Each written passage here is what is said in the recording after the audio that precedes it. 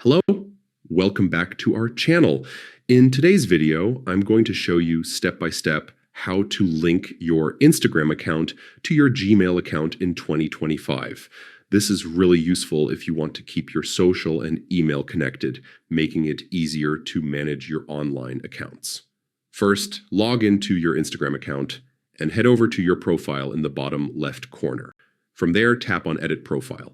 Inside, look for Personal Details and click on it. You'll need to tap it again from the next menu. Now, in the Contact Info section, tap on Add New Contact. Choose Email, and this is where you'll enter your Gmail address.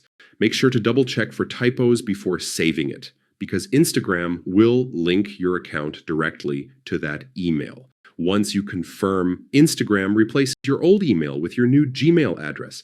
That means your Gmail is now the primary email connected to your Instagram profile, and that's it.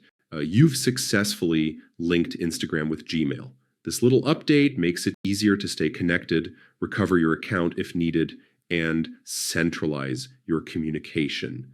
Do not forget to like, share, and subscribe for more simple step-by-step guides.